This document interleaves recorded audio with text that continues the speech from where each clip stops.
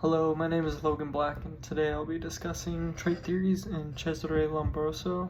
Cesare Lombroso was an Italian criminologist from a few centuries ago, and he subscribed to trait theories, which is the view that criminality is a product of abnormal biological and/or psychological traits.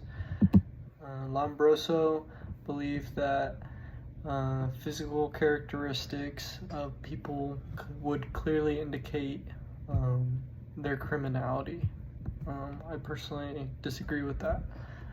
I don't think you can look at someone and their physical traits and determine what type of crime they would commit, or that they would even commit crime just based on the way their face looks or their body looks. Kind of goes back to that old adage, don't judge a book by its cover. I think that it's not really scientifically backed in any way, and it kind of gets into stereotyping, which is obviously wrong. We can look at crime rates and statistics, but you have to really understand what's going on in each of those situations in different locations. Some areas have more higher crime rates than other areas, but that has more to do with the environment than the genetic makeup of the population there. I do personally believe that many crimes are committed by people who maybe weren't raised in great homes, or maybe have mental issues. In class recently, we listened to a TED Talk video by a psychiatrist, and he talked about how his nephew would have probably been someone like a school shooter, but that he discovered there was a tumor in his brain, and the tumor was affecting his behavior, the way he thought, talked, the emotions he experienced, him being very angry and violent with no explanation. And I think maybe sometimes there's physical tumors or just general brain damage to people.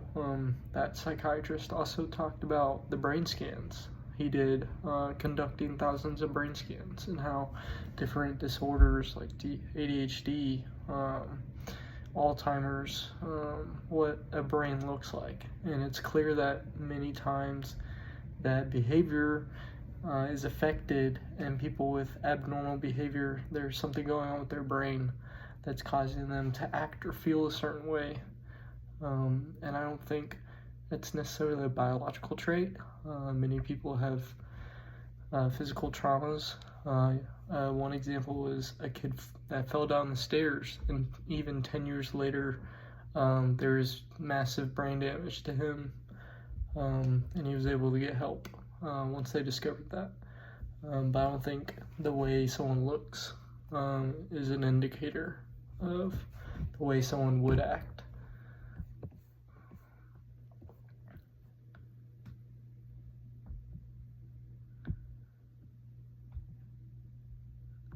I'm reminded of the situation a couple months ago, or the last few weeks, the news coverage of the Ukrainian girl that was stabbed on the subway by that man.